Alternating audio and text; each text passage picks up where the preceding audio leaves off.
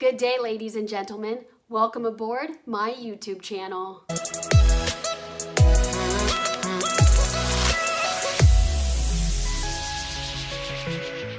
Hey guys, welcome back to my channel. I know some of you guys are new here. You've never met me before. Hello.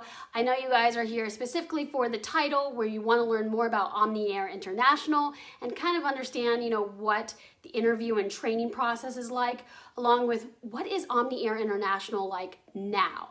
So the timestamp of this video is it's early 2019. So hopefully no matter if you're watching this sooner rather than later, this will be helpful to you guys. I did want to post this on my main channel because I also knew this is kind of interesting. Like being a flight attendant is an exotic job and most people have contact with commercial airlines, but not so much charter. So that's why you guys are watching this on my main channel.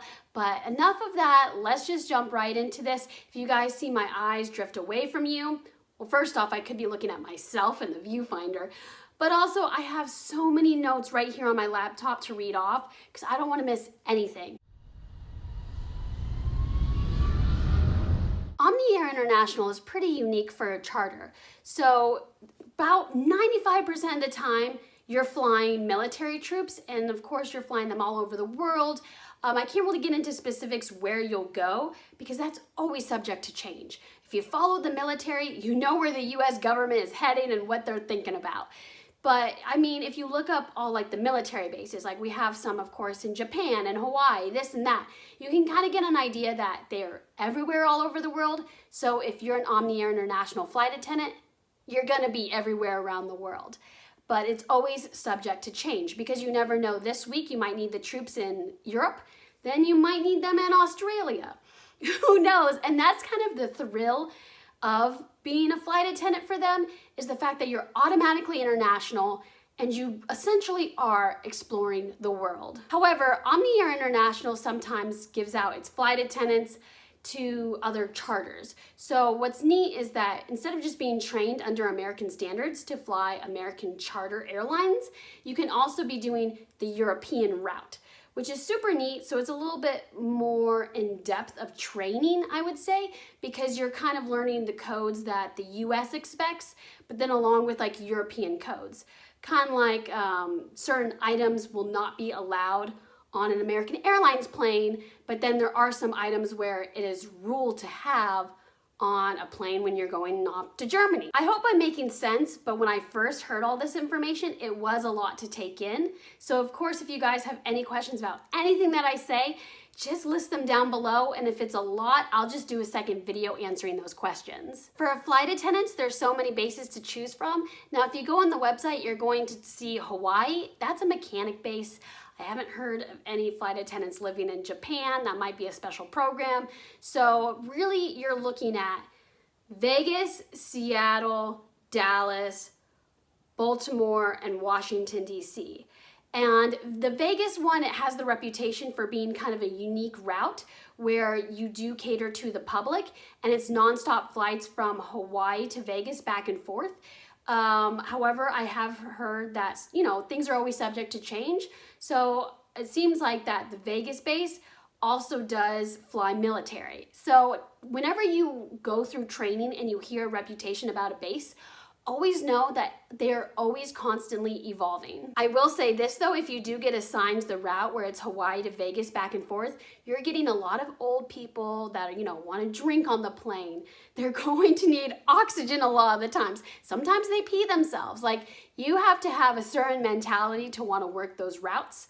Now, if you go a little further up north to Seattle, you'll be probably doing more Asian flights.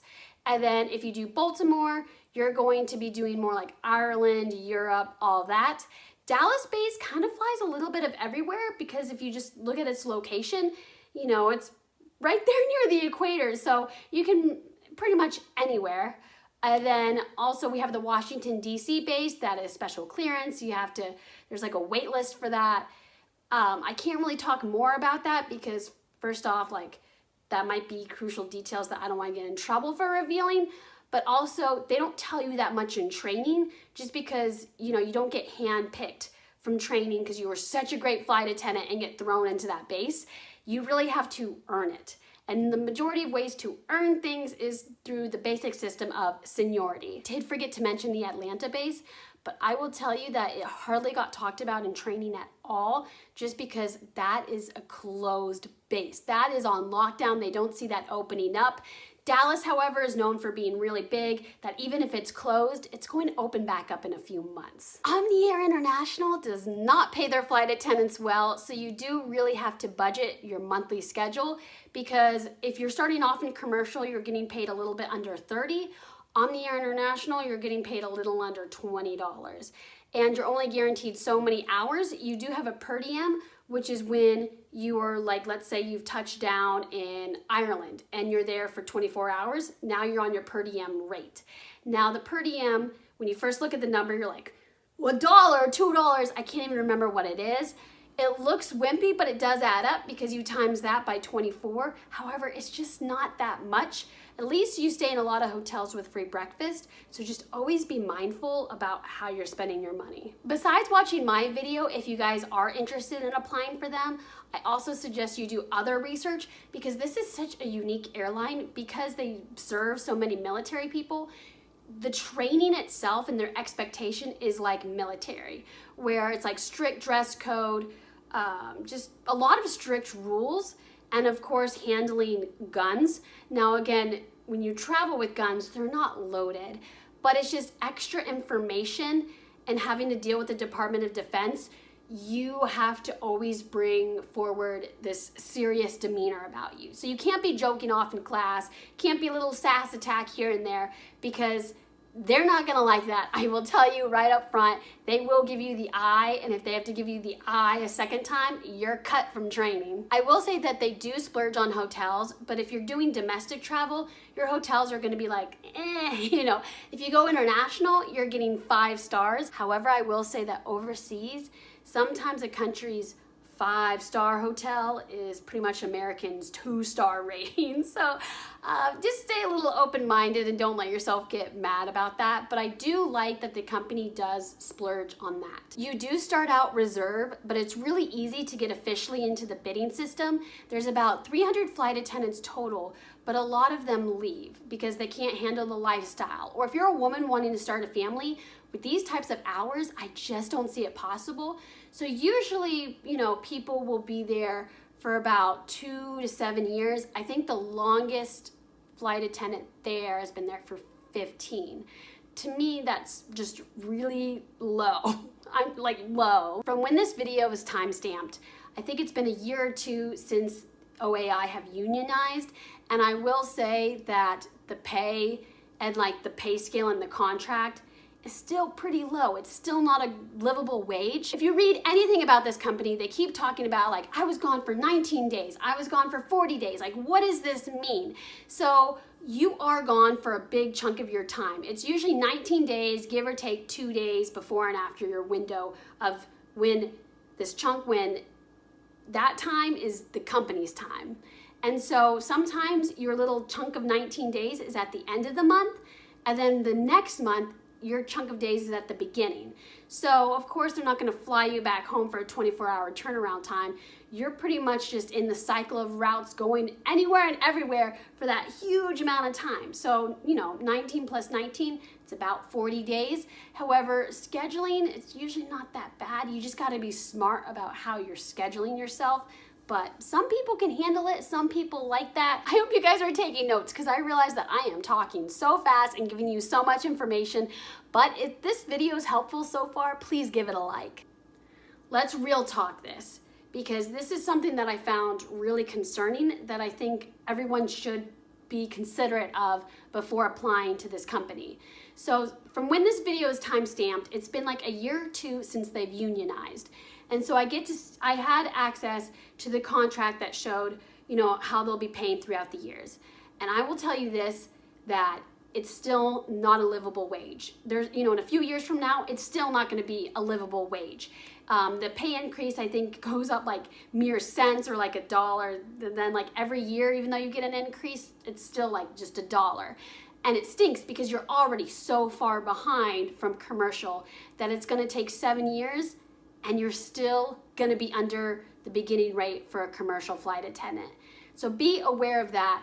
But, you know, come on, like, they're a union now. This is where it gets even worse. I was told in training, and again, Maybe this was an issue with the trainer, and the trainer needs to be investigated with what they said.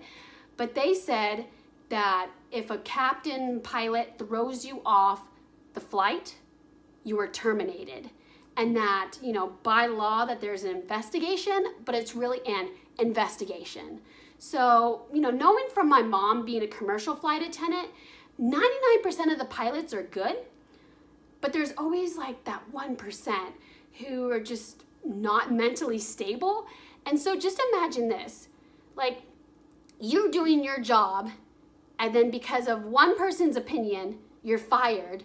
You go to apply to another job and you have to talk about how you are fired, and let alone the fact that the majority of flight attendants applying are young women. So that's really nice to tell young women that you have to keep the captain happy or else you're going to be fired. That is an ethical issue, and that did not sit well with me. Another thing that I just found so crazy is that flight attendants do not have real breaks. So commercial flight attendants, especially when they're doing international travel, so it's many, many hours, they get a break, like a real break. They get to go off to the side behind a curtain and go into a bunker, and that's an hour or 2 hours of their time for them to sleep, do whatever. It's a real break. So pilots, they get a real break, and they get seats that they can close off, they can sleep. Flight attendants, you're not really sleeping, okay? So you do not have a bunker, but commercial flight attendants, they get a bunker. So I was really thrown off when I toured the plane, and I'm looking, I'm like, where are we sleeping? You know, no, you don't get to sleep. However, during your break, if there's the last row of seats are available, you can go and sit there.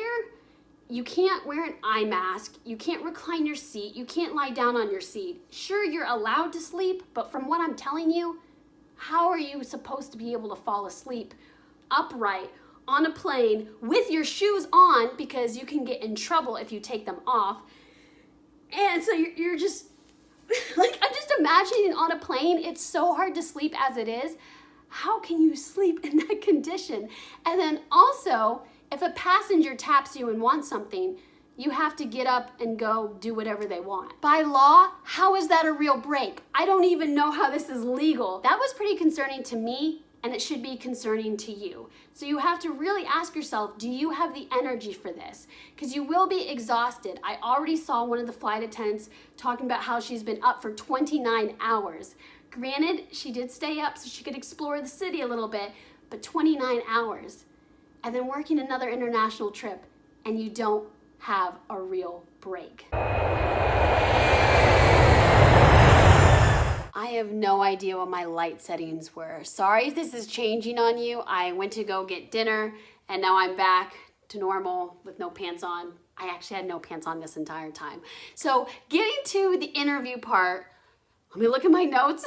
Just so you guys know that just because you have an interview somewhere doesn't mean that the job position is at that location. So I had kind of figured, since they had different interviews in different states, that when I went to the interview for Dallas, that it was for the Dallas base. But that also made sense because the Dallas base usually has never been closed, but that time it was closed because they wanted to fill out their smaller bases of Vegas and Seattle. So just so you know, like, you really have no idea, and you'll still really have no idea until you complete training. So just go in there open-minded. They don't want to see you flinch about you being upset that you would have to, you know, move somewhere or commute somewhere. You got to show flexibility, which I know is frustrating because Seattle would be way more expensive to live at than Vegas. But at the same time, the Vegas base didn't seem that fun to me. So I was like, oh, why? Being a flight attendant, it's a lifestyle. You know, it's you changing everything about you. Well, not changing you as in your personality, but you get what I'm saying, like, your whole life is changed. Now, for some of you guys, it might be easier to commute because then you can just pay a hotel, you know, X amount of days, or have a crash pad, because it's kind of hard to be paying for an apartment or a house, even if you split it up amongst other flight attendants, because you're just not really there. But you don't really get your travel benefits right away, and they're not the best travel benefits. So, you know, if you can hook up the standby, just know you're still standby trying to get to your base, and you got to be on your base or else you're terminated. It's just, it really, the whole situation sounded super exhausting to me, but at the same time, I did like the challenge of being exhausted. But know yourself, you know, can you physically make this work out? Because if you can, then it's a go, you know, then you should apply. But, you know, you might luck out and you might live in Seattle, have an interview in Seattle, and it's for a Seattle position. Bam, super easy. You gotta focus on 3 things. So 1, punctuality, because that's one of the biggest things about being a flight attendant is not only should you just be on time, you should be early. Second, you're gonna have a little bit of downtime in the beginning and you need to be socializing with everybody in the room. You know, I'm not a big fan of exposing secrets of getting hired with companies just because I feel like, you know, no one should take the cheap way out and, you know, and just copy somebody.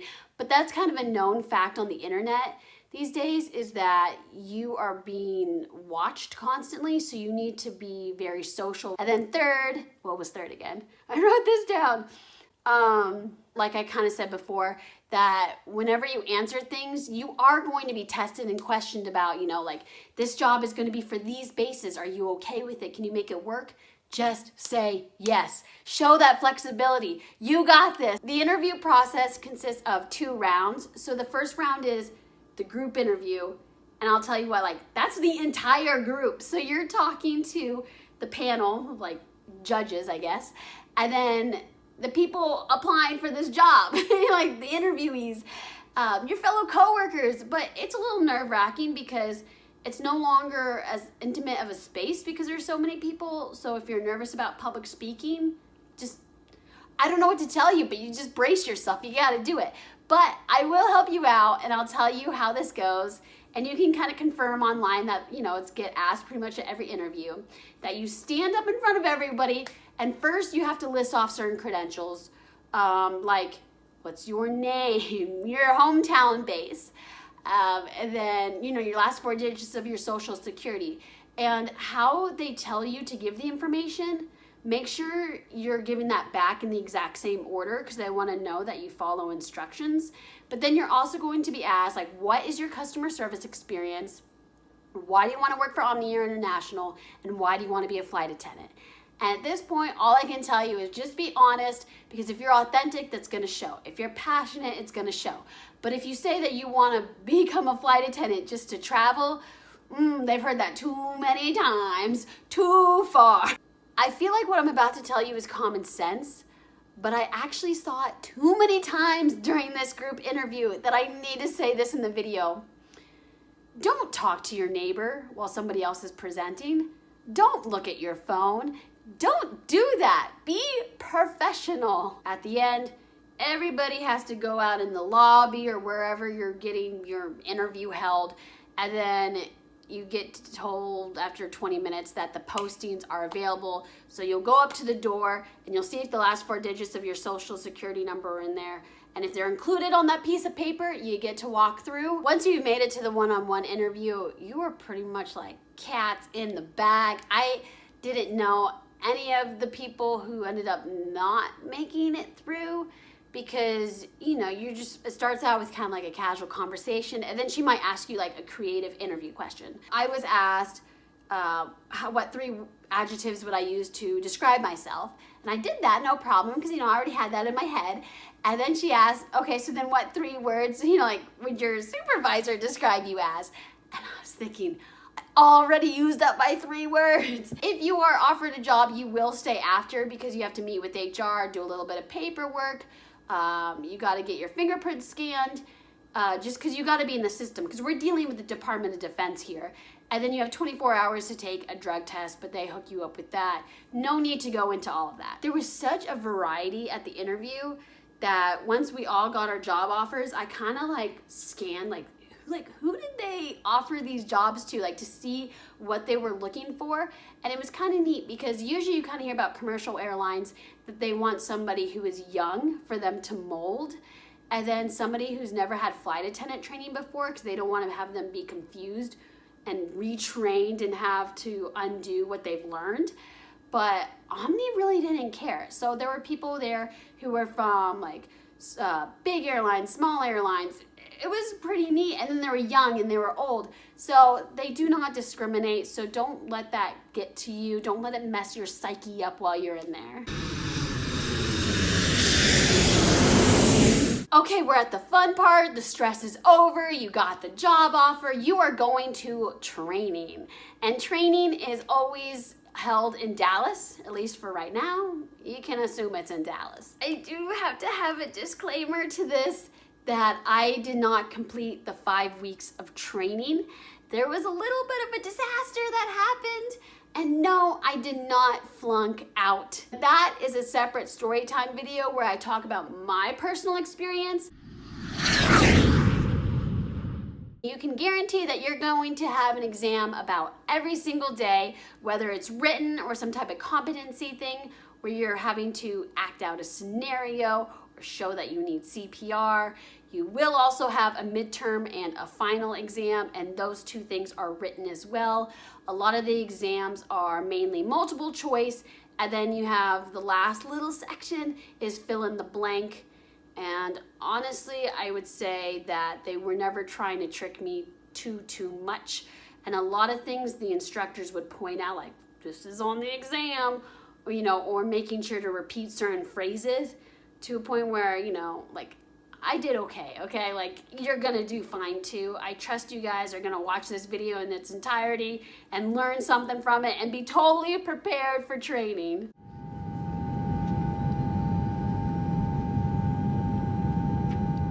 Those exams have to be with a grade of 80% or higher. I heard that's actually a lot lower than commercial, so that's kind of neat. So you kind of feel a little more relaxed there.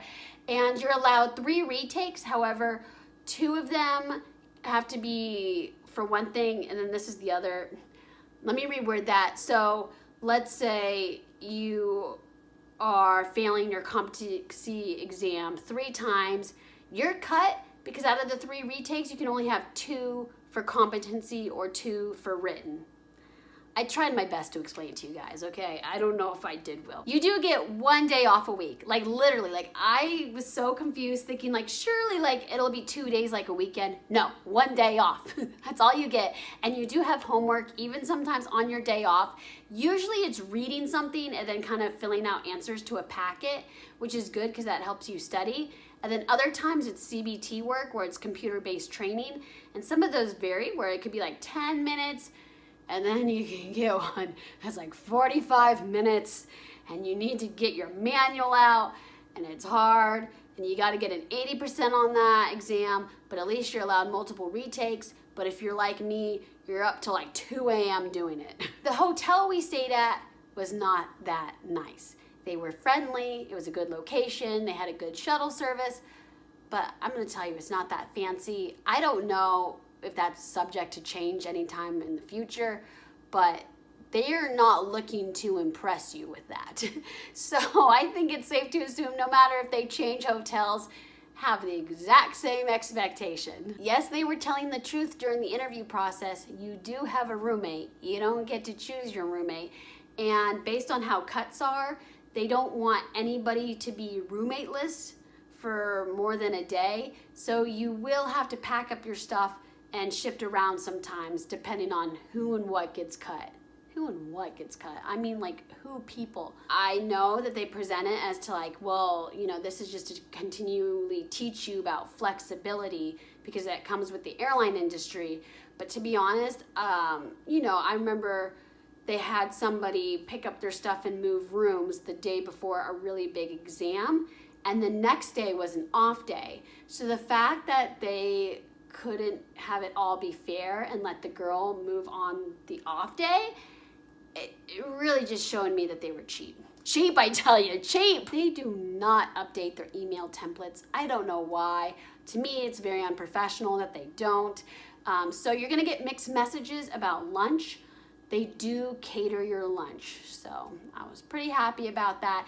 And they do pay you $200, and if you do leave, I'm not for sure if it's based on like how you end up leaving, if you get cut or if you choose to leave.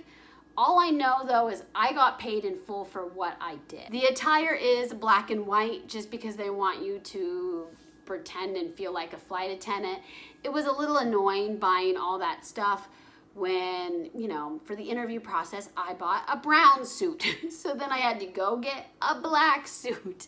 Now, it doesn't have to be all button down because you can do like a black sweater. You can find ways to match the dress code and be a little more comfortable and casual. So I kind of wish that I didn't splurge on all these fancy button downs. Anyway, that's just me personally ranting, and it will talk about some commercial days in the packet and sometimes about like bringing a pair of jeans, which you're thinking, oh, I'm gonna bring jeans for the slide.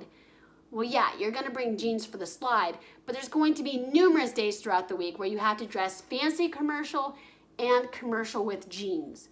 So, you know, if you're flying in, bring lots of stuff, okay? You're gonna want it. There is an exam on the first day. I know back then they used to talk about it, and then on their first day, there was no exam. But now they have an exam on your first day.